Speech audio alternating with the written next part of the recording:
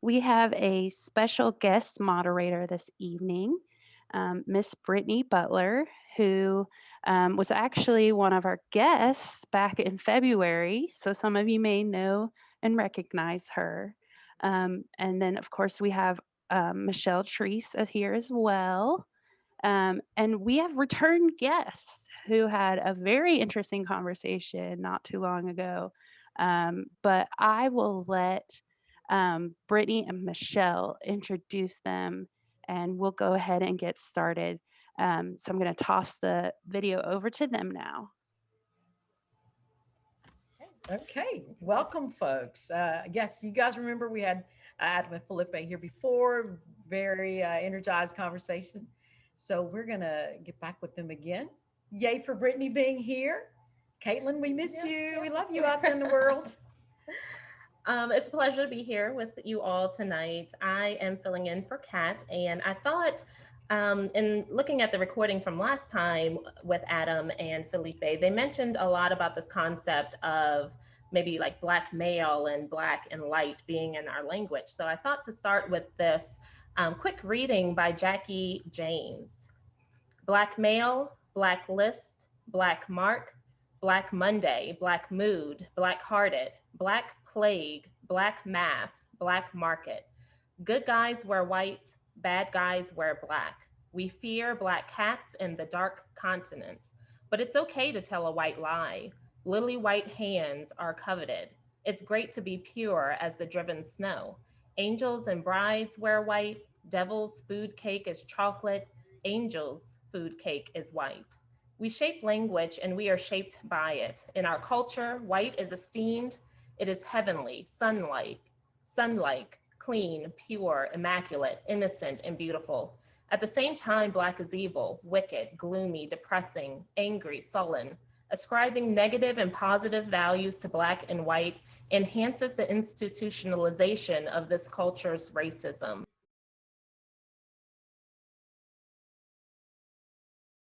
Let us acknowledge the negative connotations of whiteness. White things can be soft, vulnerable, pallid, and ashen.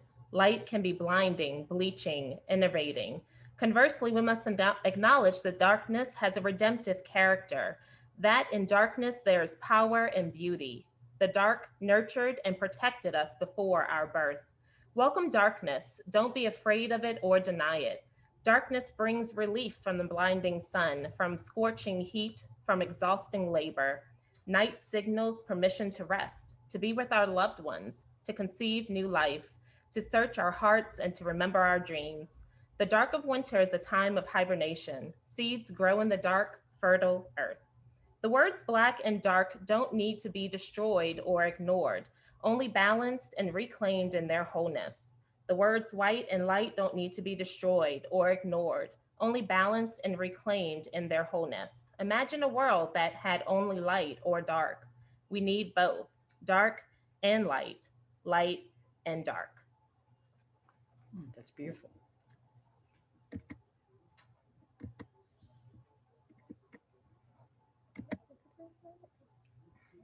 Okay. So, what are your thoughts? What's first comments when you hear that, Philippe? Well, Michelle, and first of all, thank you for inviting me back. It's good to be here. Thank you, Brittany. Um, Always good to be with my friend Adam. Well, last time that we were here, I talked a little bit about conceptual metaphors and how they shape the way that we think and how they actually precede language and how they are universal, right? According to George Lakoff and his friend, his colleague, Johnson, Mark Johnson. So they are truly metaphors we live by. And one thing about them is that they are universal. So, in the same way that you listed many figures of speech, things that people say on a daily basis that refer to color and specifically to black and white, we have those in Portuguese, we have those in Spanish. We have sayings in Portuguese that are like oh, okay, I have to go to bed now because amanhã é dia de branco. Tomorrow it's a white day. It's a day for whites. So, and people usually say that on Sundays, which means that you need to work on the other day. Where is the connotation of that? Where does that come from? Why would people say something as horrible as that? What is implied there? Or, um, and that's again, it's another saying that we have in Brazil. They use a variation of the N word to say people do this, people do this, and usually they refer to that when they're using talking about something that is wrong, something that you shouldn't be doing. Another one that we have, and the list goes on and on, is similar to the one in English. These are dark times. Mm. We also have that. Um, so, yeah, what can we do about that as human beings, as members of a society, as individuals? Well, we can change the way we think. We can challenge those metaphors. We can challenge those concepts and how they have been reproduced, how they have evolved with us. And it's a matter of education. It's not because um, culturally and universally there is this fear of the dark, not to quote Iron Maiden, but it's everywhere. So why is that? So we need to deconstruct that, to use um, the Derrida, which is a French philosopher. We need to deconstruct that idea, and we need to start over. Um, but yeah, those would be my initial thoughts. Listening to your beautiful reading, Brittany. It was an awfully well aligned reading. Thank you for bringing it up.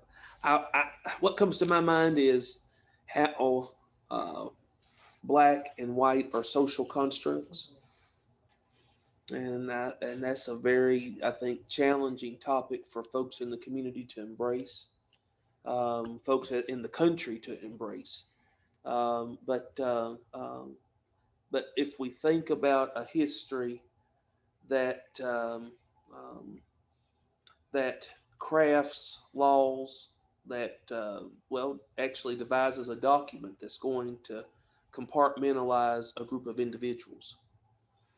It sets the stage for um, it not only sets the stage for the institutionalized racism, but it also sets the stage just for an entire mindset for a group of people. And so terms, phrases can be developed, and the point of reference is always back to these individuals at the who are at the bottom rung of the ladder. And so to me, it just goes back to this social construct of race, and again, how just how deeply ingrained it is in American life.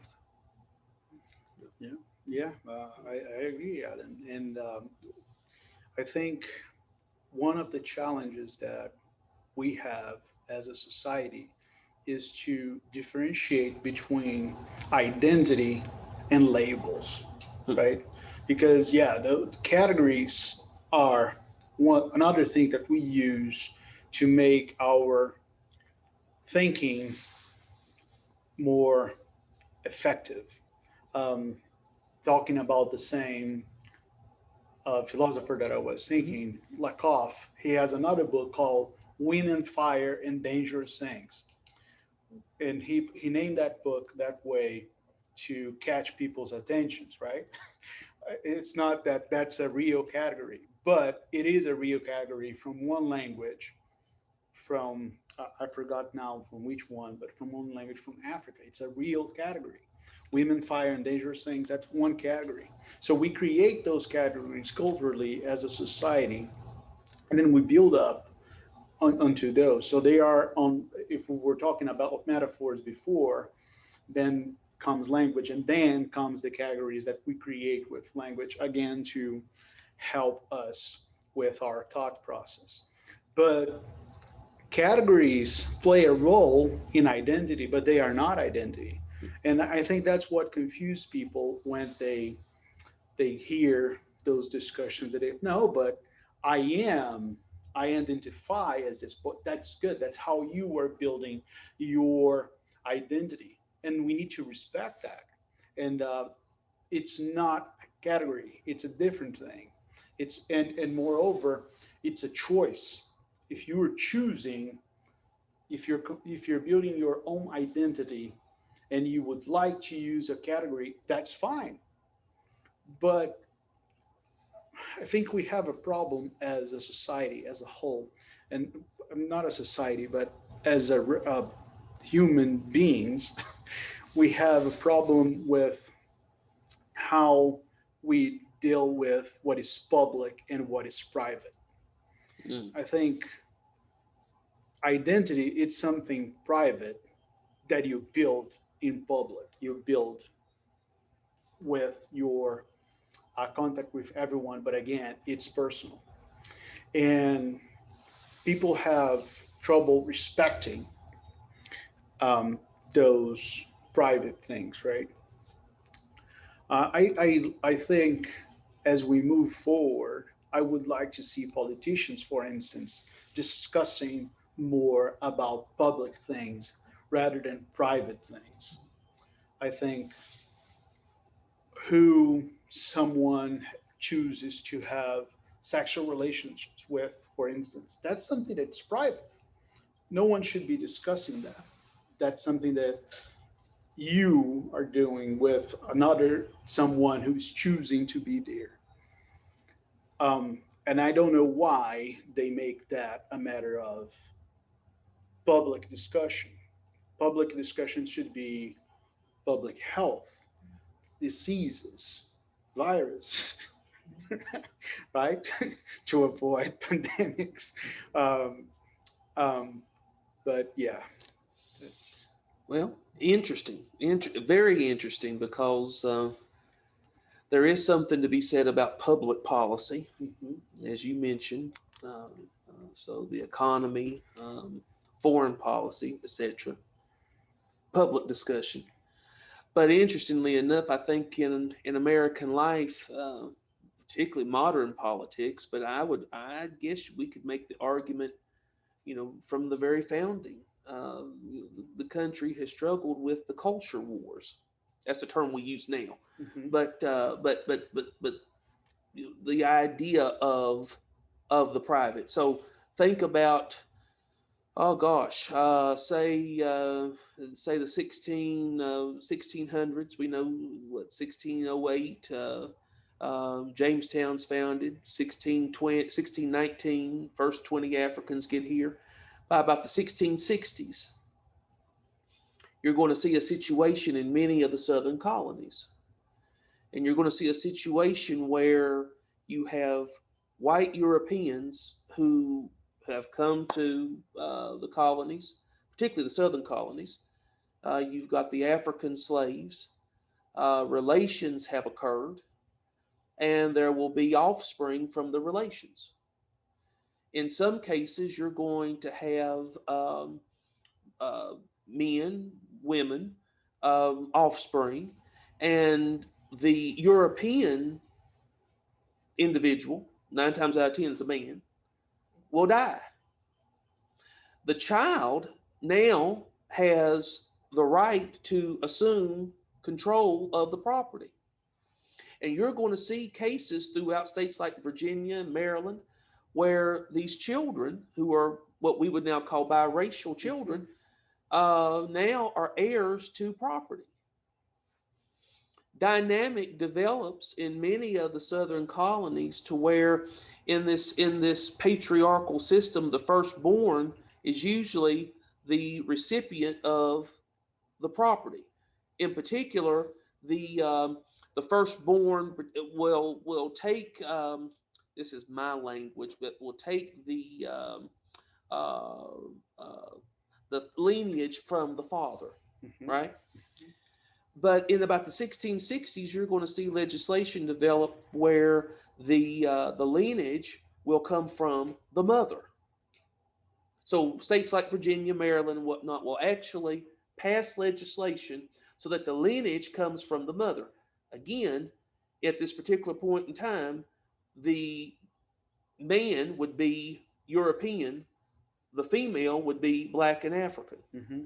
If you can say that the lineage comes from the mother, then it's going to be easy to say that the child is African or the child is black, that the child is aligned with the slave and not with the free person, the European.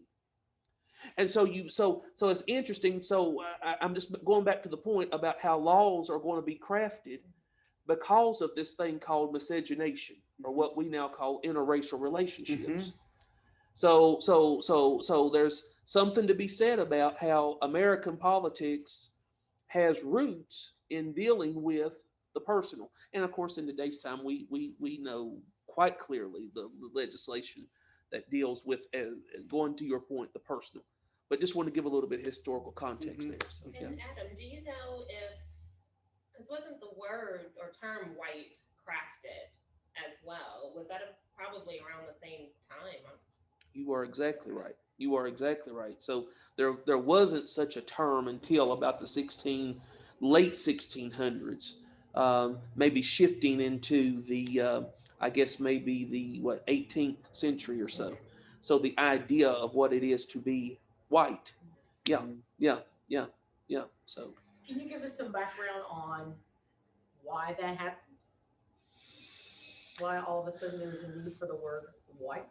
So I'm going to speak very generally. I'm not going to claim expertise on this, but one of the things that I think that the United States is going to deal with is that you're going to have Dutch, you're going to have English, you're going to have German, you're going to have French, you're going to have all of these different European groups that back on their soil clashed, right?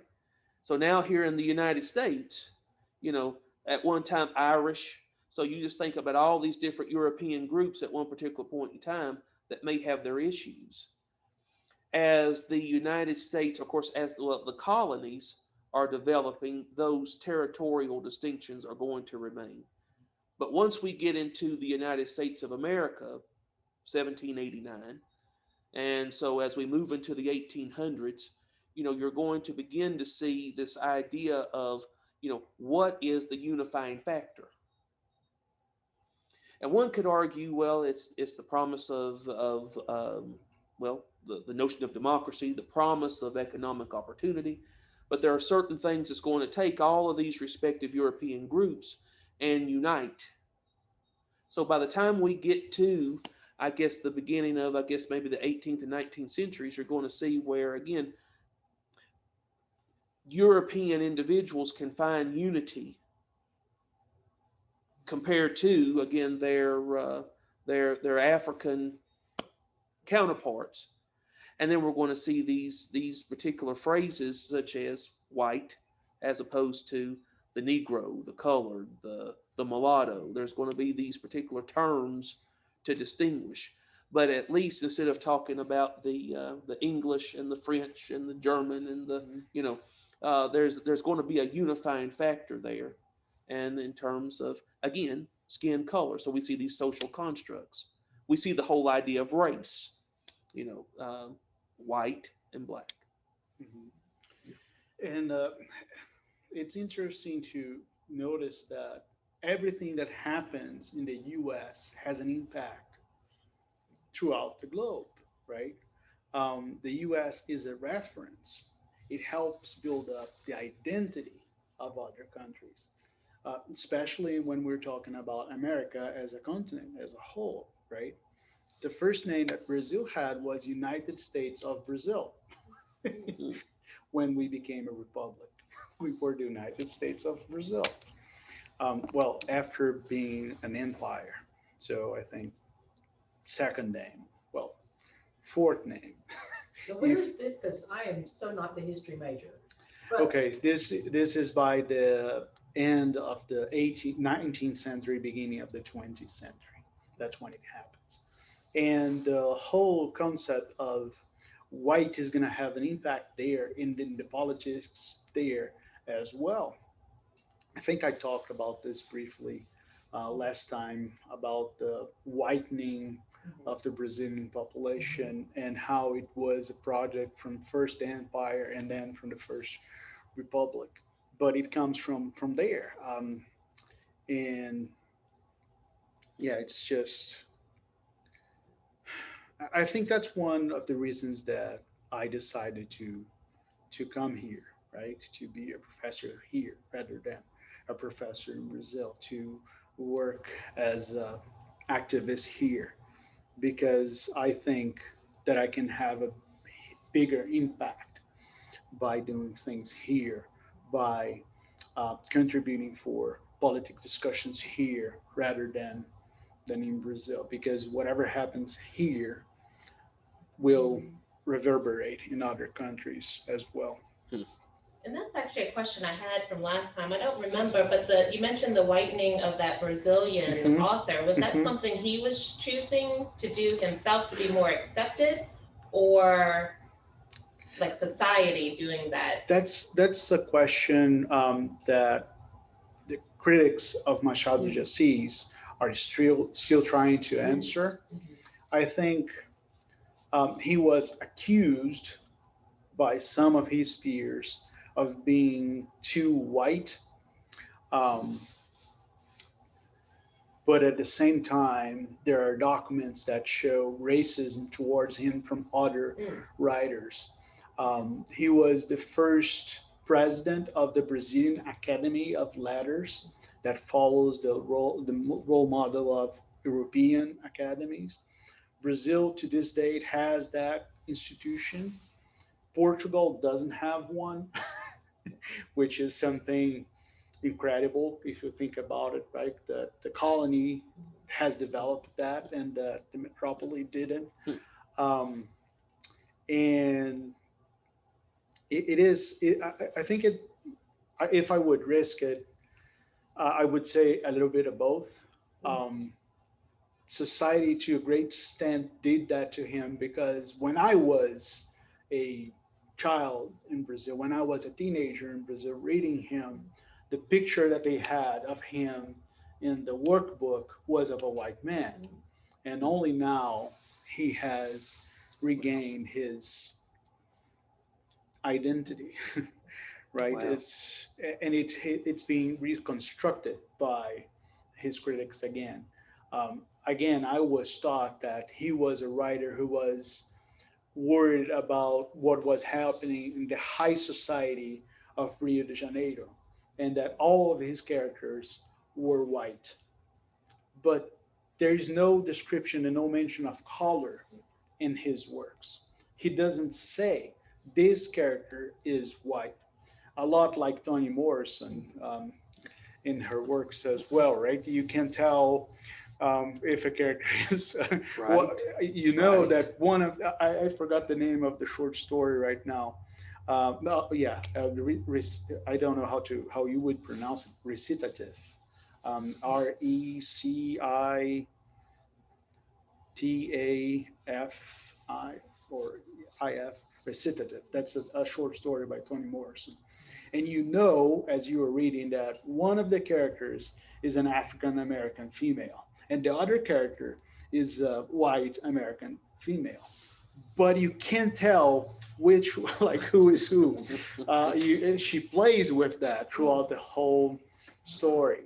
So my good friend Paulo, he wrote uh, an article about that called Machado de Assis Recitative. Okay. Well, he Yeah. shows how Machado de Assis is also playing with the identity of the characters. Hmm. We have a quick question that popped up on chat. So this may be someone who was not at the first session. Mhm, So they want to know who you were mentioning the author earlier. mhm. Who is that? Could you give them a little bit more Sure, yeah. perspective on who that was? Machado de Assis is a Brazilian author from the late 19th century, beginning of the 20th century. He wrote around 5 novels, I think, more than 100 poems, And for place, now I probably have the wrong numbers wrong. I brought at least 8 novels, and around 50 short stories. He was Wow. very prolific. Accomplished. Yeah. Yeah, very accomplished. Yeah. He's the Yeah. most accomplished writer from Brazil, not only in numbers, but also in criticism. He is the most studied Brazilian author. Um, People like Harold Bloom have called him the genius in the outskirts of society, and yeah, so he had his most famous novel. It's called Memórias Póstumas de Brás Cubas. It just got a new translation last year, actually 2 new translations. So the posthumous memoirs of Brás Cubas, which is about a guy who dies, and after he's dead, he decides to write his memoirs from the grave, not from the outer world, from the grave. I see. He dedicates the book to the worms that first ate his flesh. Very poetic in a way. And it is a marvelous book, very spicy, with a lot of criticism about society, a lot of jokes. And again, no mention about race. You can tell what is the exact race of Hmm. the main characters. Mhm. And up to 10 years ago, everyone read those characters as if they were white. And only now people are starting to think, what if these characters are not white? Because he was a wealthy man, the character Mhm. in the book, it was a wealthy man who inherited that money from his father, but their last name, it's made up. Mm. Cubas comes from the barrels that his great grandfather built. And his last name comes from that, from his work. So he doesn't have 5 or 7 last names as a nobleman from Portugal used to have. So that's a clue, right? That might point towards him being Black. a, Black. a mixed race, Or mixed or race. black Mhm. again, like Machado Mhm. de Assis himself Mhm. was. And there are many stories that play with that. There's one about a guy who comes from the country to the city just to visit for the holidays and decides to stay up so he can witness the I don't know how to say that in English. What do you call it? The mass that happens at midnight over Christmas Eve. We call that Missa do Galo. It would be like the cock mass, the male chicken. Oh, I don't know what it's called in English, but it's a mass that happens at midnight at Christmas Eve, from the 24th to I the was going to 15th. say Midnight Yeah. mass. Midnight mass. Well, we have a more poetic way to talk about that. So there's this guy who is waiting for the mass, and there's this woman who is from the city, who is wealthy, who is white. This one has a collar because it talks about her white arms.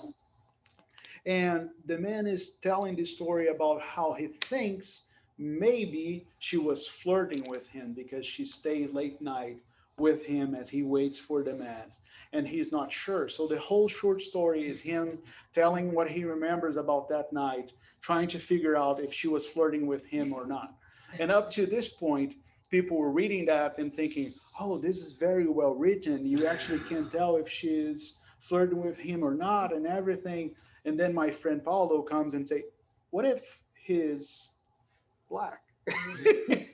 That adds another level of discussion here, right? Because you have a white woman from the city, well, woman from the city who is flirting with a young black boy who's there from the country, not boy, sorry, to a young man from the country who is there to witness a match. So yeah. So when I hear that, I can't help but think about, of course, in the American context, guess who's coming to dinner? And Sidney Poitier and of course Spencer Tracy, Katharine Hepburn. Um, Interesting. When I was in undergrad, I did a paper and did quite well on that paper. As a matter of fact, wrote a paper about the evolution of Sidney Poitier in movies and how the movies aligned with the American Civil Rights Movement. And so when I think about, someone like Poitier, Poitier is a character that it seems like, particularly in the 60s, Americans really are captivated by him. He's a leading actor of the time, but he's also upholding the character and the dignity of a people. Okay. And so it just seems like that he's right for the moment compared to somebody like a fella. And you gotta go back in time a little bit, but there's a character by the name of Stepin Fetchit. All right. And Stepin Fetchit, if you could do a close up, Stepin Fetchit, his eyes, he always had his eyes real big like this, and his character was supposed to be shiftless and lazy. So every time you see Stepin Fetchit, he talked like this, and his eyes would be real big, and you would just touch him, and he would scream, real big.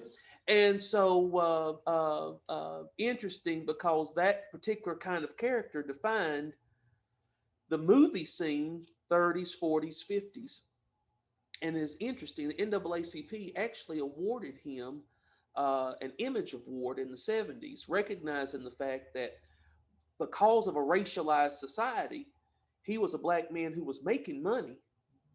And they said that even though he was in this stereotypical role, at least still a black man was on screen. So he got an image award still for his actions. But Poitier was leading actor of that time, and he demonstrates the dignity and the character of a people. But it's something to think about when Poitier first starts in about 55. There's a film called No Way Out, and Richard Widmark and Poitier. And it's an interesting scene there. Widmark plays this brutal racist, doesn't like black people at all. You gotta watch the film. I don't want to give too much away, but there's a scene in the film where Widmark spits on Poitier, spits on him, and Poitier plays this doctor of this hospital, the first black doctor that's hired at the hospital. And there's this gentleman who's a white doctor who hired Poitier simply because he was good at what he does. Color had nothing to do with it. Race had nothing to do with it.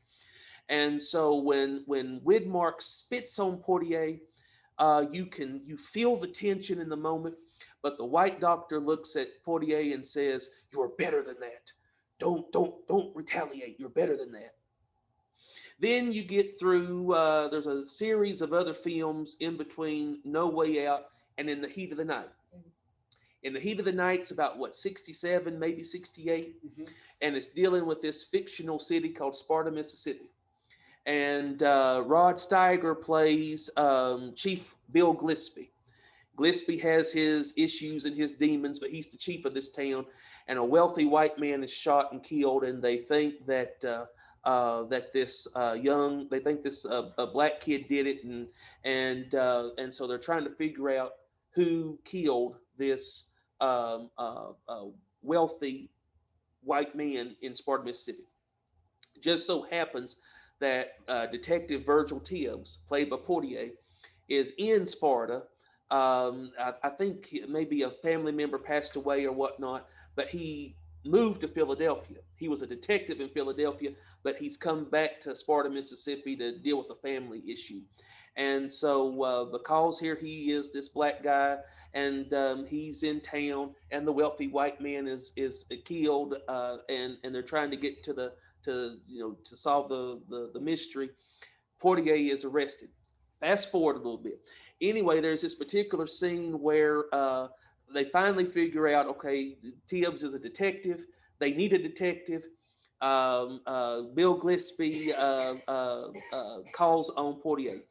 Poitier is, he's doing his part in the investigation, and they go to this one particular individual, and I can't think of the man's name, but he was a wealthy white man in town. And in this particular scene, and it's a very powerful scene, Poitier starts calling him out, and at one particular point insinuates that you might be the man who murdered this other white man. And in this particular scene, the white man comes back and slaps Poitier across the face. And Poitier comes back and slaps the white man.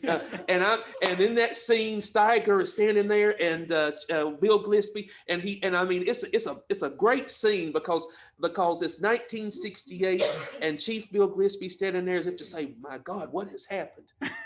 And Poitier slaps the white man, and it's a powerful scene because it lets you know where American society, how it is evolving. Mm-hmm. There's also another component to that particular film because there's a particular piece of the film. Now you talked about some charged subjects last time, so let me get in on a little bit of this. So there's a particular piece in the film where there's a young white woman who at night she for I guess her particular pleasure, she likes to go to the front door as the police officer does his patrolling, Mm-hmm. say 10, 11 o'clock at night. She comes to the front door naked. Mm-hmm. And so it's in the film. You got to watch the film. And so every night the police officer makes a point to go by her house because she's there. And so Poitier finds this out and covers this. It's a part of the film. So there's this one particular scene where they think that maybe this police officer, he's a suspect. They arrest him. He's in jail. Poitier knows that the police officer didn't do it. He vouches for this white police officer. So there's this particular scene where they have Poitier in jail and they've got the white police officer in jail. And the white police officer starts describing, for 1968 language, he starts describing, that this woman is an attractive woman. That is huge for 1968 society, that a white man's going to talk to a black man about a white woman, and the idea is that, well, and again, this is patriarchal societies, ladies, so please don't get upset with me, but patriarchal society, that, essentially the notion is that two men are talking about a woman. Mm-hmm.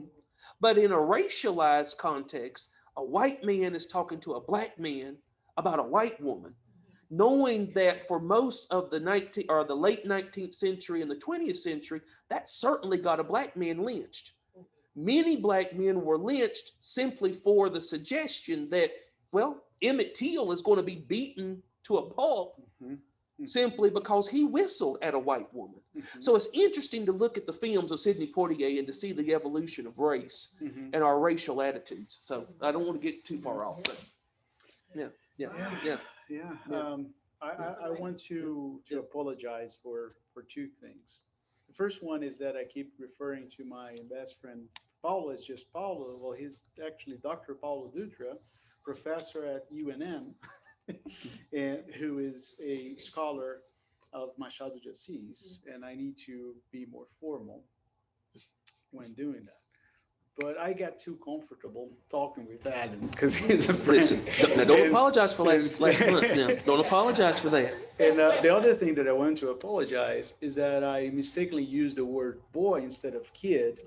And I learned that you shouldn't do that last year when I was talking again in an event like this. And Paulo called me out, teaching me about it because a black kid died in Brazil last year. He was 5 years old, and his mother was a maid at an apartment of the mayor's wife, and the mother left to do an errand, and the mayor's wife of the city of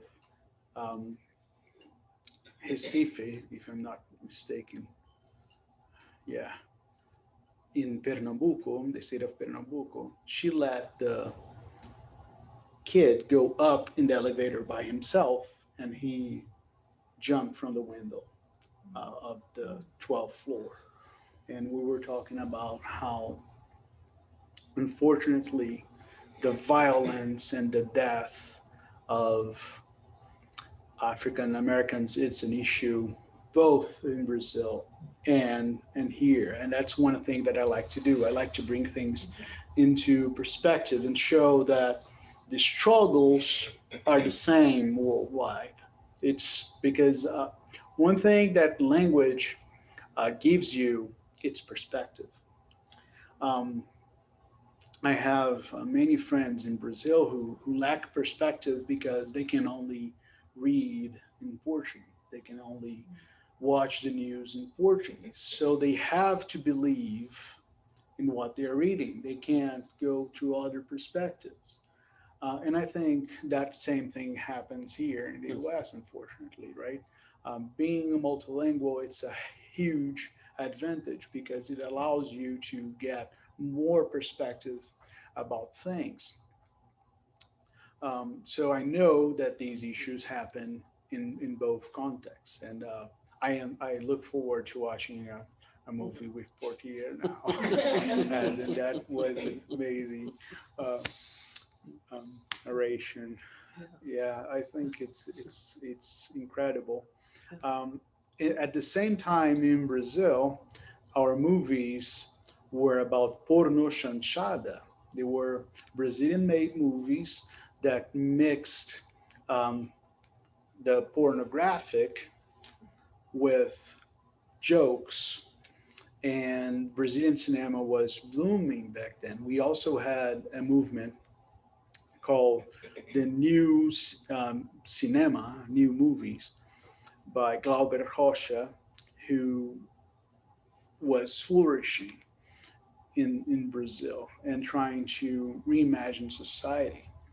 And they have one particular movie called God and Devil in the Land of the Sun that depicts race and depicts class struggle and shows the Brazilian Northeast and many of the issues that we have been discussing. So it's interesting how, again, what is happening in the U.S. Mhm. always transpires and goes to other countries. Broader impact. Broader impact. Yeah. Yeah. Right. Yeah. Did you have movies that kind of like how Adam mentioned uh, here in the 50s, 30s, 40s, and 50s, Mhm. black people were portrayed as being stupid and, you Mhm. know, We that had kind a of we thing. had a sorry, Michelle. No, you're fine. I didn't mean to interrupt you.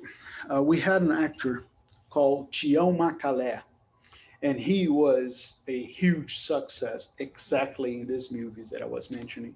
And now that you asked that question, I realize that I should have made that connection clear. Right? So when you are describing Poitier, in my head, I'm reviewing that specific actor, Tião Macalé.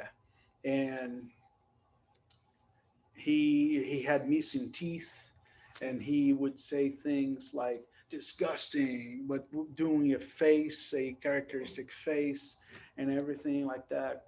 And young Felipe would crack up and laugh a lot and think that was fun. We had again later on, now we're talking about the 80s, we had a group of comedians called, I would say, the Goofies.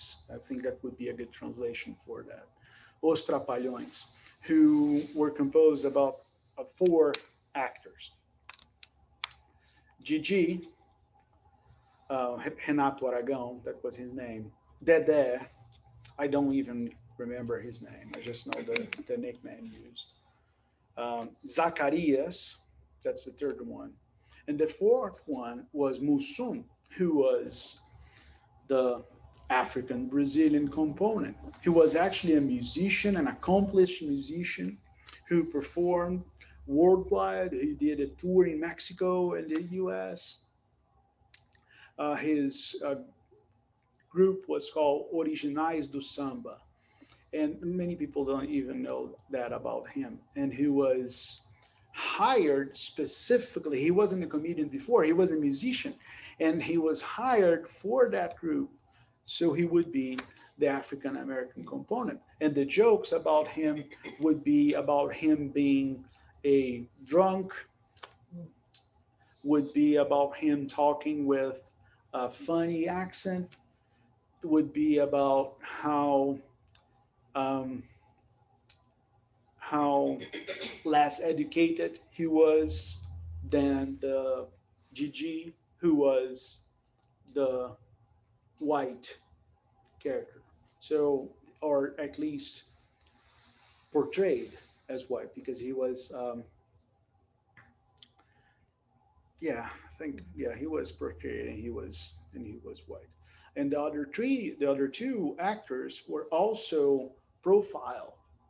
Um, Dede would be ambiguous, but towards being a member of the LGBTQ community, and there would be jokes about him. Zacharias, also again that line, but also being an immigrant.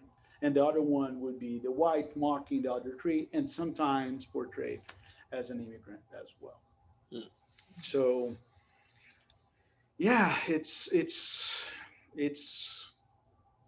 interesting to look at how entertainment has evolved throughout the years, and how people still say things, oh, but it was okay to say that or to joke about that in the past. I don't understand why it's an issue to make a joke about this today. Well, it wasn't okay Yeah. back then. We just were not aware of it, right? Yes. And I can't help but think through entertainment, the movies, this is how a lot of the stereotypes got perpetuated. And it makes, like, to bring it all to a modern point in time, just thinking about resumes and things, if you're trying to enter into the professional world for women, it's like use your first initial so that they don't know if you're a man or a woman. Or if you are a minority, try to clean up your name, clean up your resume, whitewash it. Yeah. Have y'all ever experienced that or seen or heard that as a point of suggestion to people coming up and trying to enter the workforce for any different field, I would think? Yes, most certainly. So you use the term again. You said whitewash your resume, code switch. I can remember a time not too long ago when you might encourage or you might be encouraged. 8 a.m. to 4 p.m. You need to be on your best behavior. You need to be able to, be professional, be sharp, show your mind. And if you want to, if you've got an earring, you got a pierced ear, and you got an earring, well then 4:30, 4:45 on into the evening, you could put it back in. If you want to go out and do your thing, you could, but at least from 8 a.m. to 4 o'clock, whatever, at work time, you ought to be about business. Interesting how the society has evolved quite a bit. I think about these subtle gestures that people of color may do. So, for example, eighth grade, I can remember Miss Vicky Razor was the eighth grade English teacher. I really enjoyed. I developed a love for writing in Miss Razor's English class. I really enjoyed writing, and I can remember so well. Miss Razor gave us this assignment where we could take a particular period of history, and you pretend like that you're there, and you write history with the idea from a first person account of you being there. So I pretended like that I was a physician to Dr. Martin Luther King Jr. And so we went to all the different Birmingham, Montgomery, Selma, all the different things. and made an A on that paper. I don't remember the good times, Felipe. I ain't gonna tell you the times I failed, but I only remember the good ones.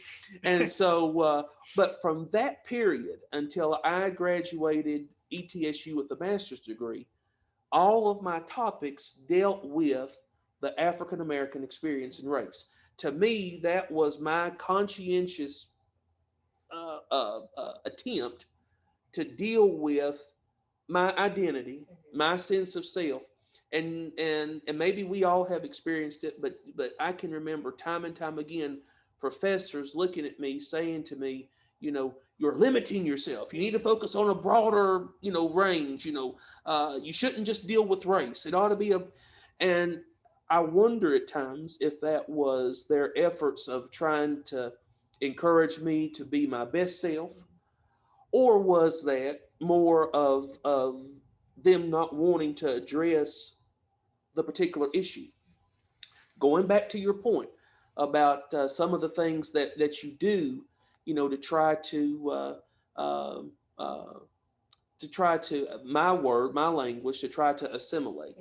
For me, in that subtle effort, that was my subtle protest to say, no, I don't really want to. I want to talk about people who look like me. I want to talk about this experience. And again, I did that all throughout undergrad and grad school. So yeah. Yeah, no, I bass a lot. There's a lot of bassing with me. I experience that a lot in all contexts that I go. I was in Spain doing study abroad with my students. Someone stopped me on the street and asked me to donate money. And I was like, no, I'm from Brazil. I'm here with my students. I don't have a credit card that you can use. Okay, you don't want to give me money, that's fine, but you don't need to lie to me. So they thought I was from Spain. So that happens with me here a lot. I had a discussion with a neighbor once who was complaining to me about immigrants who come here and who don't speak English properly. I was, hello, are you looking at me? Are you listening to me? So if I keep my mouth shut, if I don't say things, they think I am from here. Um, so, but I pay a lot of attention. I care a lot about everyone. I pay attention to everyone who is around me. I can't do it otherwise. It's part of my identity. So every time that I witness someone, and I witness a lot of people who are close to me, who are dear to me, I learn from them. My poor wife, she suffers when every time that we go to a restaurant, waiters don't even look at her. They don't. They want every time they want me to order for her, with one word that comes out of her mouth, talking with our children in Portuguese. They stop looking at her. Um, my good friend again, Dr. Paulo Dutra, every time that he was having a interview through back then Skype, the moment that the camera went on, he said and I witnessed that because I was with him sometimes. The surprise at people's face on the other side to see that he was African Brazilian. They were not expecting. Most Brazilian immigrants who come and get a PhD are not African Brazilians. Statistics points towards that too. So he would suffer with that. My son, whom I am really proud of, um, his biggest hero is Dr. Martin Luther King. he came home once in kindergarten praising how he learned about Martin Luther King on that day and how someday he wants to be the president. And I posed the question to him, the inevitable one, of where? Because he didn't, to the height of his 10 years old, no, 80 years old, no, fifth kindergarten, 5 years old back then, very young. He didn't understand those things, right? That he is Brazilian. He doesn't have American citizenship. He will never be able to be president of the United States. He will probably, likely, if we stay here, not be president of Brazil either. So he needs to choose a different career path, right? Maybe an advisor. He Yeah. can get into politics, right? And I think he would be very successful. But he can't choose that path yet, at least not. We can change that as a society, right? We can remove barriers, and we can have anyone as leaders that we choose, and that would be great. The way that the day that we are evolved like that, to choose as a society, and not only for the U.S. again, but for the whole world. Because if the U.S. has a leadership role in the world, through everything, to music, to movies, then we might as well use that leadership for good and have a good impact in the world society. So So we are close to 8 o'clock. So I know that's so fast. So do either one of you have questions for the other? Maybe dealing with some of our topics today. I think we can leave for someone at home if they have any questions for us, or for the third meeting. For the third conversation that matter. I do not see a clock, but we got like 2 minutes, so. What about you, Adam? Do you? No, I can't say that I have nothing immediately comes to mind. Interesting that you talk about passing. You know, I think about well, there's two aspects of that term Mm-hmm. in the American context. So first off, again, the lighter skinned African American that's able to quote unquote pass. Mm-hmm. And and I think maybe the last time I was here, last time we were here, we Mhm. talked about Randall Kennedy's book Sellout, and we talked about the Healy family, Mm-hmm. and he's from Ireland. He has, I use this terminology. He had an affair with his slave. I don't know how to rightly characterize that, Mhm. but as a result of the affair, three boys are born. One, and I said three boys. Three children are born, and one child, all young males. One child is becomes a bishop in the Catholic Church. One child becomes president of Howard University.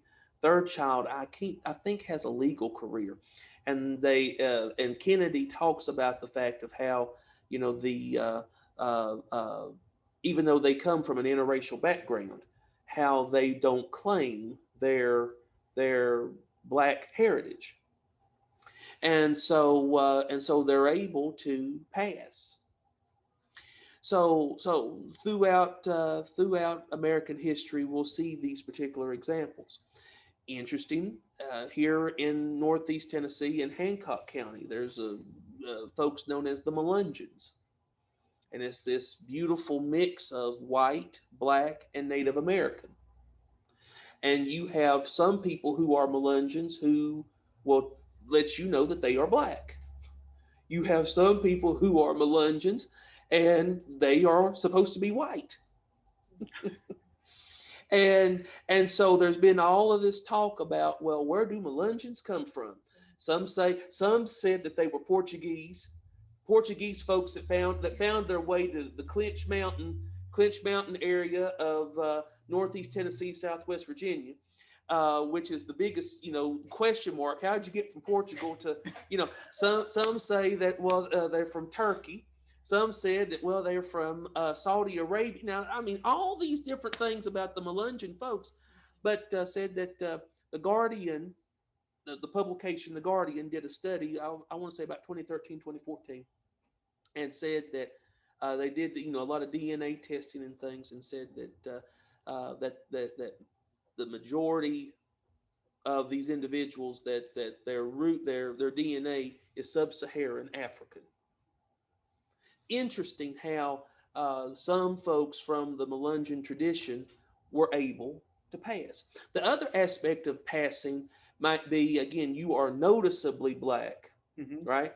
But the way that you act or react, and the best example that I'll give is the Carlton Banks effect. If you ever watch Fresh Prince of Bel-Air. Yeah, of course, Okay. best show ever. So, so the Carlton Banks effect. We don't have time, but I think about the fact of how, when I was in college and for most of my life, people have questioned my quote unquote blackness because of maybe the way I speak or the way that I act or the way that I walk or whatever, the way that I react, that it's not in this stereotypical fashion.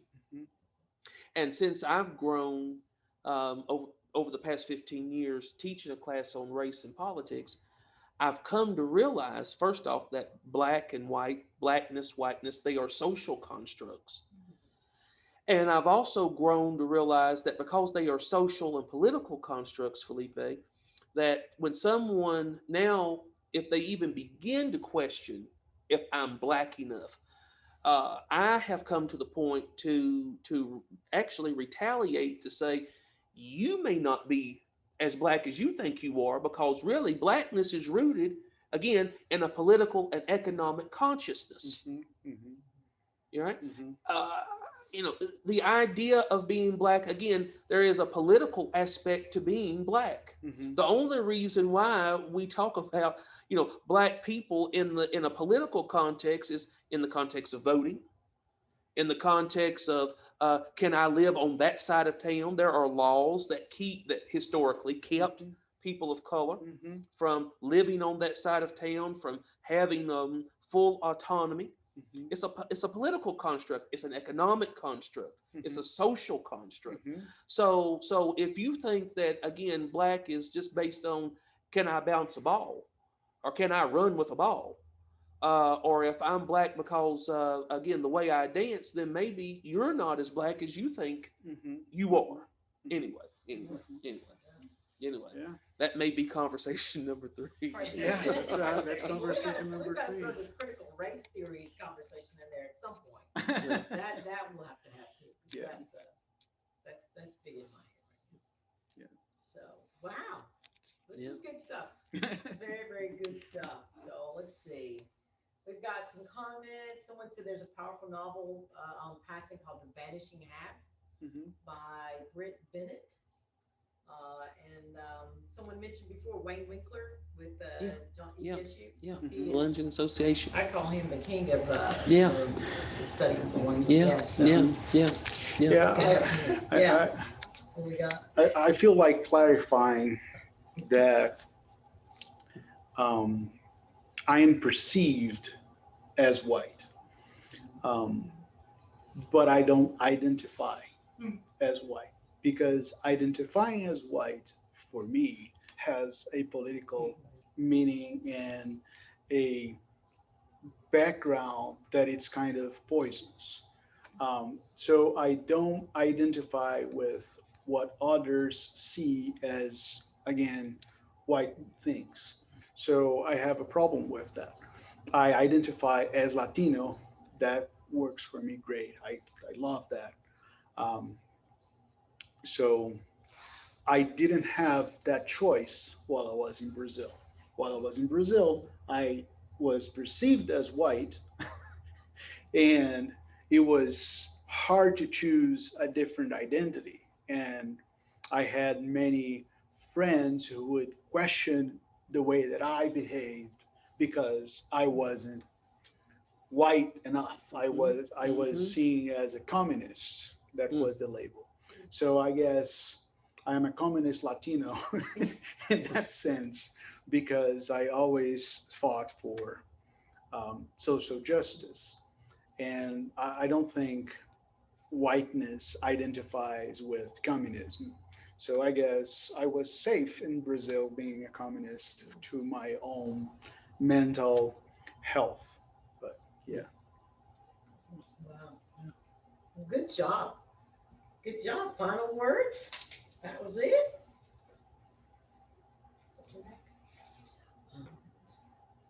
Okay. All right, folks. Thank you again. We'll see you guys next week and have a great weekend. Is there anything, what does it call it? Yeah, the call to action. Call The to only one I action. came up with, I think everyone should go watch In the Heat of the Night. Right. I did. It must be out there you can look it somewhere. up Yeah. and watch that. I think that would be a good one. And I'm gonna go part 3 as well. I think. I think it'll work. I think it'll work. Well, thank you all. Thank you so much. Yes. Yes. Thanks. Have a good weekend, folks.